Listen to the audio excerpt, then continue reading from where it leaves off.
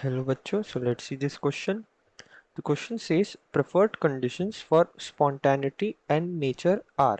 तो हमें spontaneous reaction या spontaneity यानी spontaneous reaction ही उसके लिए कौन से preferred conditions होते हैं ये बताना है according to given options.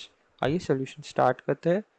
The question is from the chapter thermodynamics and हमारा key concept यहाँ रहेगा spontaneous reaction. So spontaneous reaction. Spontaneous reaction की एक मेजर बात जो हमेशा ट्रू रहती है वो ये कि उस del G is always less than zero. इसका मतलब del G is negative. Del G होता है गिब्स फ्री एनर्जी. अब हमें ऑप्शंस में एंथैल्पी और एंट्रोपी जैसे टर्म्स यूज हुए हैं, सो उसके भी लिंक कर लेते हैं. डेल जी वो लिंक होंगे इस फॉर्मूले से, del G is equal to del H minus T del S.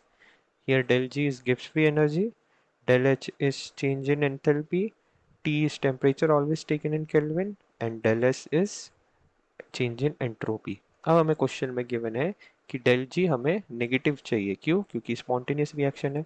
एक और चीज गिवन है टेम्परेचर. टेम्परेचर कभी भी नेगेटिव नहीं होता. Temperature is never negative. So temperature भी हमारे पास पॉजिटिव गिवन है. सो अब हमें बात करनी है डेल एच और डेल एस की. तो हम एक एक ऑप्शन देख के बात करते हैं. ऑप्शन ए कहता है low enthalpy and low entropy. इसका मतलब एंथैल्पी कम हो, del H is low and del S भी कम हो. सो जब ये इक्वेशन में हम रखेंगे लो वैल्यूज, तो डेल एच की वैल्यू कम रखेंगे और डेल एस की भी कम रखेंगे.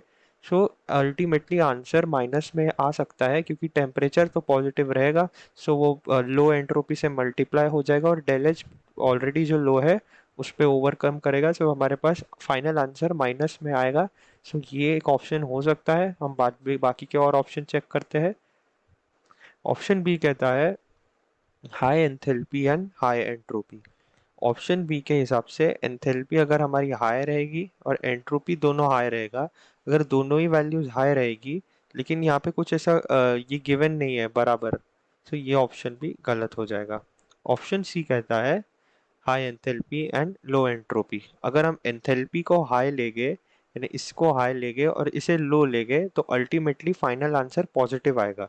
सो अगर डेल जी हमारे पास पॉजिटिव आएगा तो ये भी नहीं होगा क्योंकि ये गलत हो जाएगा क्योंकि हमें नेगेटिव में चाहिए. अब ऑप्शन डी क्या कहता है low enthalpy and high entropy. अगर हम लो इसे एंथैल्पी को लो रखेंगे, कम रखेंगे और एंट्रोपी को ज़्यादा रखेंगे तो हमारा फाइनल आंसर पक्के से नेगेटिव आएगा. So del G will always be negative ऐसे केस में.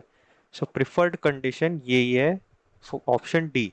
ऑप्शन ए भी ऑप्शन ए को प्रिफर्ड नहीं बोलेंगे क्योंकि उसमें दोनों लो है तो हमें कुछ उसके बारे में ज़्यादा आइडिया नहीं है. The preferred condition. So according to the question, the correct option and the most suitable answer is option D, low enthalpy and high entropy. I hope you understood this well. All the best.